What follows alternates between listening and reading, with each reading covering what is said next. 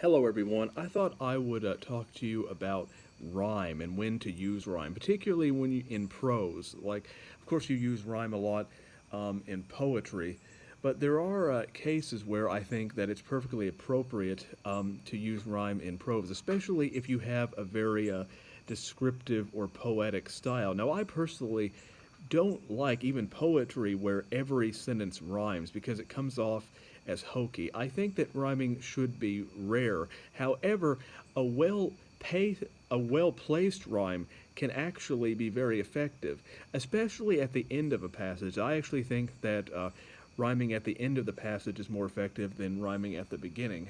So, if you have something that rhymes at the end of a passage, then it's going to in some sense be used as a punctuation mark. That rhyming can sometimes represent a punctuation in that sense.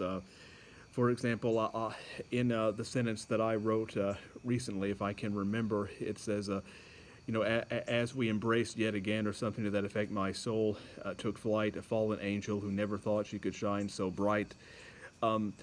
Now, that's a rhyme that has a sense of climax to it. It has a sense of finality about it, and a sense of character growth. And I think that if you can use rhyming in that way, it will be enormously effective.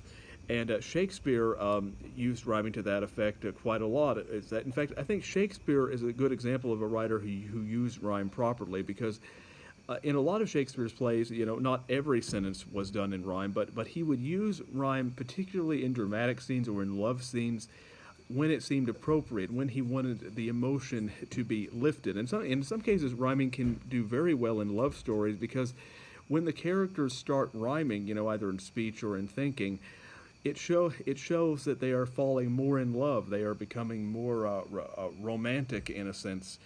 And so I think that rhyming can be used to great effect in love stories. And so try to use rhyme for dramatic purposes and don't rhyme just for the sake of rhyming. So that's my advice.